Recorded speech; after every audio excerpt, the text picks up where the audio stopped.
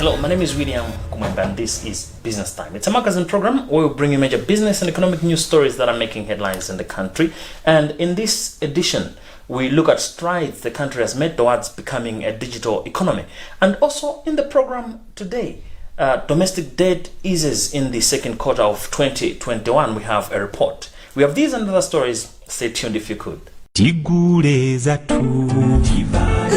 Zinenenje. Sasa mnalima muno? Ya, ndimaza kulia ruzina ndizina mwali.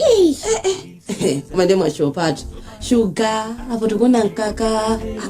Umatuma sambati ndi mulibe uno. Ala mwakurusa mwali wa masamba. Kaka soti ngati? Amwali. Koma soto ino mupasike dani yonse yango dzadza ndi made in Malawi yoka.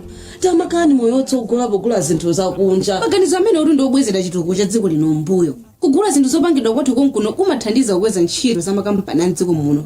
Zomwe soto zimapereka mwayi wa ntchito kwa anthu ambiri. Ogwira ntchito akachuluka dziko lathu limatolera misonkho yochuluka. Chumanso chimakwera. Ngagulatu katundu wakunja mumangolemeretsa mayiko akunjawo ife sitipindula kanthu. Kani ndikuuzani iyo pontenda mvetsatu.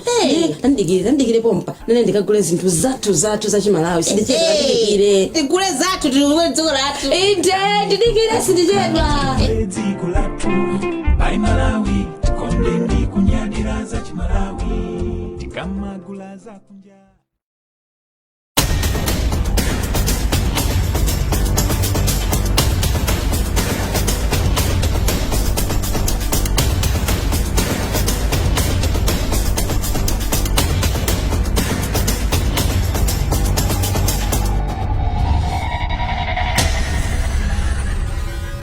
Hello and welcome. This is Business Time, and in our main story in the program today, the advent of COVID-19 has brought some changes to the world of work, and digital transactions have become a pinnacle of most of the things across the globe.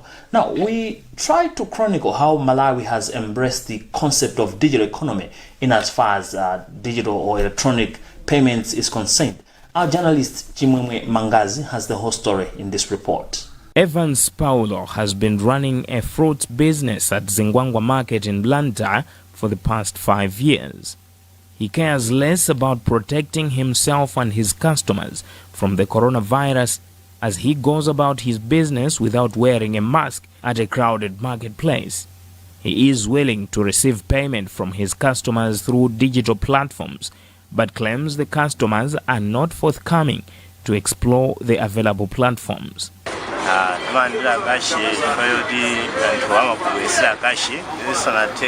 We only receive cash because we do not ask customers to pay through digital platforms.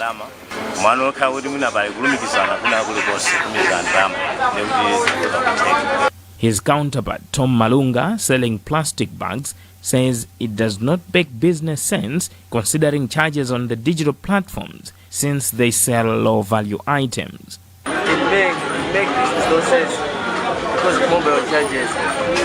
That's why we not receive money through using cell phone. We only receive cash.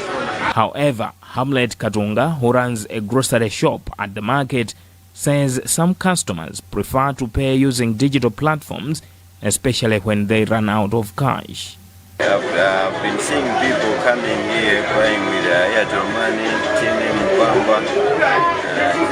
More people, they come with transactions. We made some transactions, and as well as I'm an agent.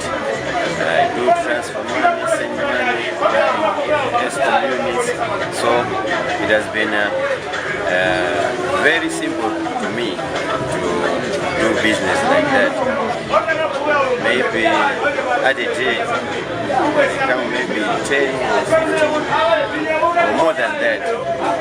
Yeah. ICT Association of Malawi President Bram Fudzulani attributes the low technology uptake among SMEs in Malawi to high cost, lack of awareness, and lack of trust in digital systems. The biggest contribution, I think, is the lack of resources. You find that SMEs are very specific to putting their monies in terms of business aspects. So most of the SMEs do not have, if you want me to use the word, the luxury resources channeling their resources into the digital innovations. And that is so because maybe we haven't put deliberate measures. We've seen in other countries, I think, they're saying, how do we build back our economy, but even build better by leveraging on the digital revolution that has happened.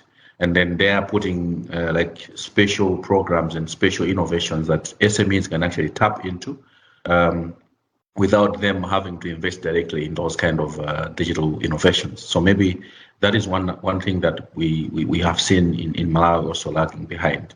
And the second one is the issue of the digital skills itself. Most of the SMEs, maybe they are not well equipped or are aware of other digital innovations that exist. You know, some of the digital innovations that are enabling businesses to still do their businesses in this COVID era, you do not even have to pay. You just have to know how to use them and how to access them. So the other component, I think, is awareness aspect, that most SMEs are not aware of what digital tools exist that they can tap into to, prosper with their businesses. In a recent interview, Minister of Information Gospel Kazako said the government is working hard to reduce the cost of ICT services in the country.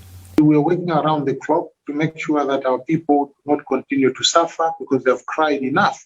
And this, for example, let me just give an example in education.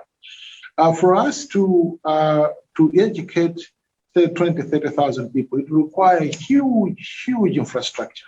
But if we make ICT fluent and affordable, what's going to happen is you might have a university that will have an intake of 5,000 people, but it's very easy for you to have 30 or 40,000 people online. So many people will be graduating every year. Many people will be becoming graduates every year. So we are aware of all these things, that the world is not what it was in 1972. The world is not what it was in 1961. This is a totally different world, and it's a digital world, and matters to create affordability, matters to create ability, matters to create necessity, have to be treated with a lot of clarity and, of course, treated as priority. Otherwise, we might be scratching an elephant on the back, and that's not what we want to do. A recent study by the United Nations has revealed that small and medium enterprises continue to face trade facilitation challenges due to low technology uptake. According to the Digital and Sustainable Trade Facilitation Survey, countries across the globe are moving towards a seamless and efficient trading environment by simplifying and digitizing formalities in international trading. Now, figures we have sourced indicate that in the second quarter of 2021, government domestic borrowing eased to 202 billion Malawi kwacha. Of course, this comes as there's been concerns by stakeholders that government has an insatiable appetite for domestic borrowing, which to an extent is clouding out potential private sector players. Now, what is the drop in the domestic debt by the government mean to the local economy? This is a question our journalist Justin Kweu posed to some economic commentators and has since filed this report. Figures contained in the 2021 second quarter economic review from CDH Investment Bank show that during the period under review, the government raised 30.58 billion kwacha in auctions of treasury bills and 171.67 billion kwacha in auctions of treasury notes. During a similar period last year, the public debt was seen at 308.86 billion kwacha. The review added that total applications for treasury bills during the period amounted to 31.91 billion kwacha, representing a rejection rate of 4.6%, which is higher than the rejection rate of 3.57% in the first quarter of 2021, but lower than the rejection rate of 33.31% during the same period last year. Looking ahead, the bank expects yields of the government securities to remain elevated in the short term as far as government domestic borrowing needs remain high and RBM continues to pursue a cautious monetary policy in the face of high risks associated with COVID.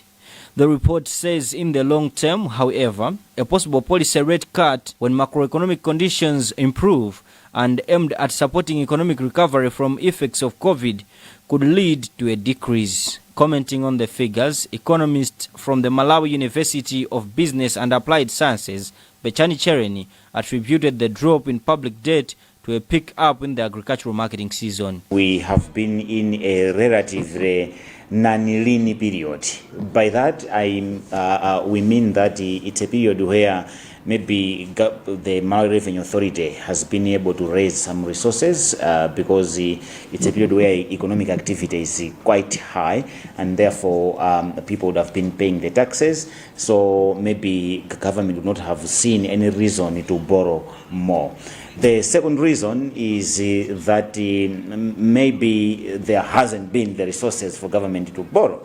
You may recall, you may know that when government, through maybe the Reserve Bank or the Treasury, for them to sell Treasury bills, if they advertise, it has to take people to have the willingness for them to say that I'm going to lend money to the government. So it could be the case that maybe there hasn't been many resources, but that is quite a trivial reason. The other important reason is maybe because the government decided that we are going to spend, but controllably. We're not going to spend any which way. We need to make sure that we have reduced in some areas of our expenditures. You may recall that because of the COVID-19, not many travels have been undertaken. Government officials are not traveling. So in terms of allowances, it means that you are able to save some money traveling outside the country, and even within the country, there are more online meetings, and that's a saving because that aspect actually government spends a lot. So with that, then government would have realized that we don't really need to borrow as much as we should borrow. Chereni further urged the government to purposefully work towards taming its appetite for borrowing. He said high domestic borrowing negatively affects the economy in terms of inflation and interest rate, for example. Therefore, he said, if this reasonable borrowing can continue, it will be good for the economy. It is a hope for us that we are going to have this as a sustained activity. And if it is a sustained activity, we can actually state that it's a very good thing, because this borrowing has become very dangerous for us. If we continue to borrow like this, the budget deficit is going to continue to increase and inflation is going to rise, and with that it means interest rates are also going to rise, and the macroeconomic fundamentals are going to be left without any control, and that does not become a healthier thing.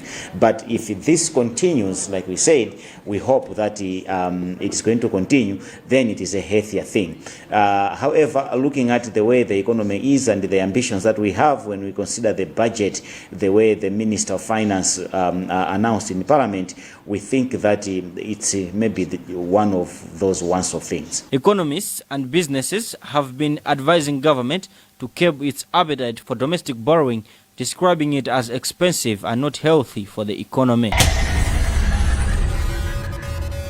Remember, this is Business Time. It's a magazine program where we bring you major business and economic news stories that are making headlines in the country. We'll be right back. And when we get back, we look at the potential of civil society involvement in as far as climate insurance is concerned. That's when we get back inside Business Time. I've got that feeling, that linger feeling. I've got that feeling, that linger feeling. I've got that feeling, that linger feeling. I've got that feeling, that linger feeling. Bwembwe.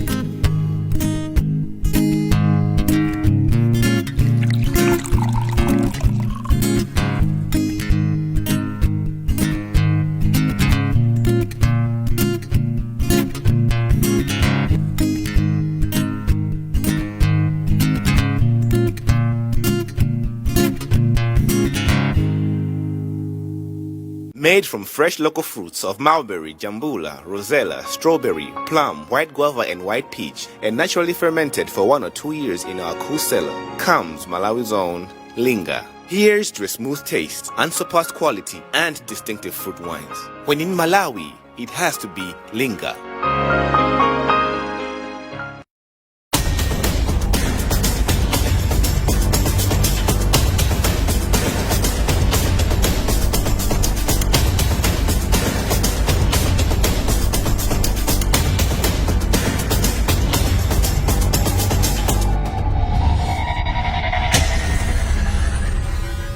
Welcome back. This is Business Time, a magazine program where we bring you major business and economic news stories that are making headlines in the country. Moving on with the program, some local non-government organizations are pushing that the government introduces some special subsidies for climate-related insurance. This call was made recently in Lilongwe. And Julius Ngoma is CISOC coordinator and explains the rationale behind the proposal.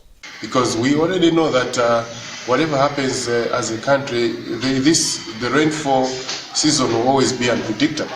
And if that's the case, we can subsidize fertilizer, but we can't subsidize, we cannot foresee what is going to happen even after we plant or we apply the fertilizer. What if there are so many losses as a result of maybe heavy rainfall or maybe fewer rains, even though we have actually put fertilizer in the soils. But what are experts saying on the proposal? Master Mbale is the Insurance Association of Malawi member and shares the view of the association in this interview with a journalist, Taonga Sabola.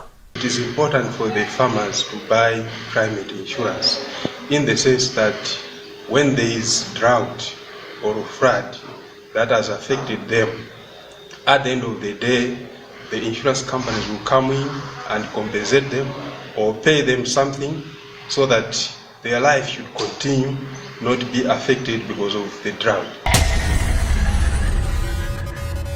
Now, moving on to other business news. A local consultancy firm, Sycamore, has reiterated the need for institutions to advocate savings and investment culture among Malawians as a way of preparing for retirement. This was said at a training held recently in Blantyre. Audrey Mwala is the institution's founder and shares the experience that she has had encountering with people that are advocating investment and savings culture in the country without journalists. Yamikani Kajaje. This training is about planning for retirement, and what we are essentially doing is to help people to be aware that one day they will retire. The point I've said is aware, because I know that people do go to work and they are on pension, but they don't actively make themselves aware that one day I will retire. So they are so busy working, but they don't actively think about the retirement. And because of that, they don't plan. So what they do is they leave everything to the employer. When they are getting their pension every month, going for the contributions, they think it is enough. But they get shocked the day when the day comes that they are supposed to retire. That's when they realize that what they have is very, very little. It's not enough. In fact, sometimes it's even 20% of what you used to get. So we are trying to help people to be conscious and to be active, to start planning for their retirement by showing them different investment options of what they can do, but also making them aware of the lifestyles which can cause them to be uncomfortable in retirement. We are encouraging people to plan for retirement from an early age, because when you start doing it early, you can also retire early, but you also don't have to panic in terms of how much you contribute, because you have a long period. But at the same time, if you want to retire early, you can contribute more and retire early and be able to do something else that you want, not being forced to go to work because you don't have an income, but you are working because you are passionate about what you want to do. So this really is about showing people the employment, the Pensions Act, to just show them what is there, the provisions, but also showing them what they are entitled to, but also giving them the tips, the investment tips. And we are also going to form an investment club out of the people that are here to help them to start saving towards retirement, because people don't know how to save. We are going to show them different options on how they can invest and the different products. We are talking about investing on the stock exchange, how they can take part in investing in shares, investing in insurance policies, the different policies that are provided there, but also to invest in entrepreneurship, and also for them to just understand the general financial discipline principles that are needed for one to have a decent retirement. People do commit suicide after forced retirement because they are not prepared. Money is the king. As they say that money talks. So quite frankly, money is like the blood of of a person. If you don't have blood, you die. If you don't have money, you will not survive. Everybody needs to have money. Even churches need to have money. Even a beggar needs to have money. So we have to understand that even in non-governmental organizations, they need money. So if you don't have money as a person, you can't survive. And that's why people are stressed and they take away their lives. But with the trainings that we provide at Sycamore, employees do not have to suffer because they will know what they need to do. And the good thing about our training is that I myself had planned for my retirement for a period of 10 years. I was able to reach the financial independence that I needed to be able to retire by myself. And when we say financial independence, what we mean is that you've been able to create alternative sources of income that can support you without a salary from your employer.